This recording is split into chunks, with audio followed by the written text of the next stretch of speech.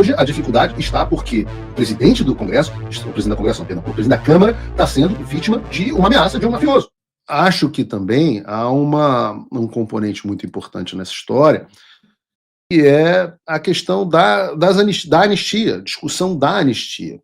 Você teve, durante a semana passada, um caso, até aconteceu depois aqui do Paulo Figueiredo Show de quinta-feira, que foi o Mota, presidente da Câmara do Brasil, decidindo, por enquanto, depois de uma reunião do Colégio de Líderes, não colocar a votação do projeto de anistia em regime de urgência, ou melhor, a votação do regime de urgência do projeto de anistia. E uma das discussões que tem havido, projeto apresentado pelo Alcolumbre, discussões do Michel Temer, e há um apetite muito grande para isso como uma pena de consolação, para, inclusive, tirar o Bolsonaro dessa história, que é, olha, em vez de nós darmos a anistia, vamos discutir a redução da pena. Vamos discutir uma pena menor, que foi o caminho mais ou menos onde o Fux adotou. E há muita gente dentro do Congresso que defende esse caminho. Eu citei aqui o Alcolumbre, citei aqui o Temer, que não está, obviamente, dentro do Congresso, mas que tem uma capacidade de articulação muito grande. Neste momento em que isso acontece, em que o Fux dá um freio de arrumação e vota por um ano, é um momento onde, se houvesse alguma inteligência emocional do Alexandre, ele seguiria esse entendimento e desidrataria a anistia, eles vão e votam por 14 anos, 11 anos e por aí vai. Ou seja, eles mostram que estão dobrando a aposta. O que isso faz pelo projeto da anistia? Isso dá gás ao voto da anistia. Isso mostra que, se não for por uma ação do Congresso, não haverá nenhuma autocontenção do Supremo Tribunal Federal. Então, o caso da Débora serve para atrair atenção internacional, mas também para dentro, nacionalmente do Brasil, inclusive dentro do Congresso Nacional, para mostrar o grau de truculência como tem agido o Supremo Tribunal Federal, e que não há alternativa senão uma ação do Congresso. A ação do Congresso primeiro vai ter que ser pela anistia e depois vai ter que ser, num dado momento, para punir os tiranos. Quem sabe a gente não consiga, aqui dos Estados Unidos, dar o empurrãozinho que faltava para que o Congresso tome a ação que precisa tomar, que é começar pela lei da anistia, que é inevitável. Bom, e aqueles que pensam que o Congresso não vai fazer nada, etc., tem sempre essas pessoas. O Congresso vai... Eu digo a vocês, há apetite hoje já dentro do Congresso, eu vivo dizendo isso aqui, há mais de 300 votos em favor do processo de anistia. Hoje a dificuldade está porque o presidente do Congresso, o presidente da Congresso, não, perdão, o presidente da Câmara está sendo vítima de uma ameaça de um mafioso.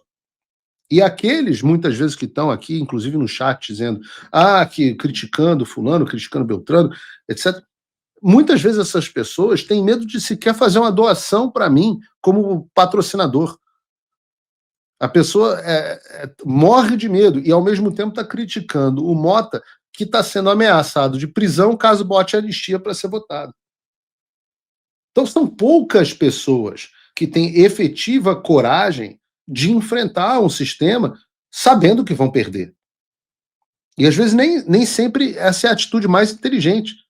Eu falo isso para vocês. A minha posição estratégica aqui nos Estados Unidos, óbvio que eu sofro as consequências, óbvio que eu tenho sofrido brutalmente as consequências do regime, mais do que a maioria das pessoas, inclusive, que estão no Brasil, mas eu tenho um grau de proteção, que foi o mesmo grau de proteção que buscou agora o Eduardo Bolsonaro, que não tem as pessoas que muitas vezes estão no Brasil.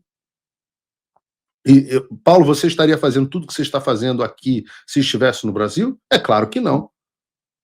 Vejam, por exemplo, o caso do meu querido ex-colega, e uma pessoa que eu tenho enorme conta, o Guilherme Fiuza, um dos jornalistas mais inteligentes do Brasil, um puta autor, brilhante, companheiro de pingos nos is. Ele recebeu, é pouco dito isso, mas ele recebeu a mesma ordem que o Rodrigo Constantino e eu recebemos, a mesma truculência de passaporte, multa, congelamento de bens, etc. Onde está o Guilherme Fiuza hoje? Tem que ficar quieto, porque ele estava no Brasil. Constantino e eu pudemos continuar falando, porque nós estamos nos Estados Unidos. Então, o que a gente tem que buscar? Alguma coisa que permita a liberação dessas pessoas no Brasil. Mas foi um erro apoiar o Mota e o Alcolumbre? Ora, nesse momento, o deputado Sóstenes Cavalcante está fazendo uma obstrução parcial dentro do Congresso. Por que essa obstrução é possível? Ora, essa obstrução só é possível porque o PL tem várias comissões, tem o controle de várias comissões. E por que o PL tem o controle de várias comissões? Ora, porque apoiou o Mota. Então, só tem poder de barganha, de negociação e de pressão porque apoiou o Mota. Só tem diálogo e a possibilidade do projeto ser colocado para votação, e eu acredito que será, porque houve o apoio ao Mota. É uma chance, não é uma garantia. Nunca houve expectativa. Mas o fato é que existe hoje essa possibilidade concreta. E não importa o que nós façamos aqui dentro dos Estados Unidos. Isso é importante que as pessoas saibam. Não importa o que nós vamos fazer aqui dentro dos Estados Unidos. Eu acho que já vou eu de novo para Washington semana que vem para mais reuniões. De novo, vocês acabaram de ouvir aqui as palavras. Nós estamos trabalhando para trazer justiça em breve.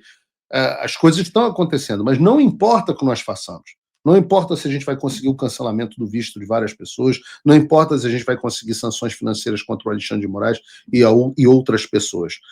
Isso por si só não resolve o problema do Brasil. O objetivo disso é dar instrumentos para que as instituições resolvam o problema do Brasil.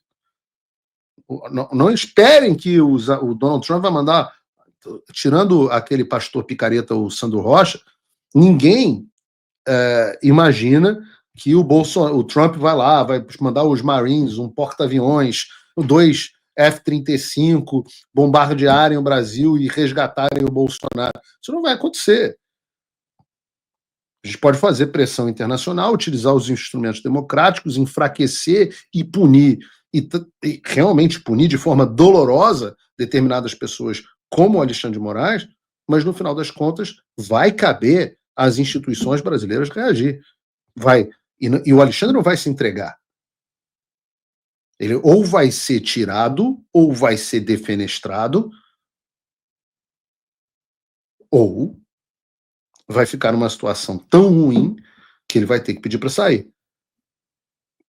Mas não pensem que há solução pura e simples vindo de fora. Né? Eu gosto de fazer a comparação.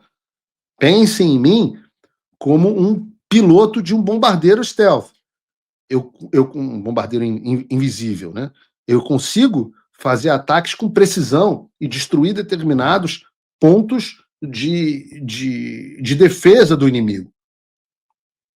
Né? E as pessoas, daí é fácil, né? Como soldado de infantaria que olha para o bombardeiro e fala, você é um covarde que está aí em cima. Né? Eu consigo fazer esse bombardeio estratégico. Mas, no final das contas, a ocupação é feita pela infantaria. Vai ter que haver uma infantaria ocupando e resolvendo o problema.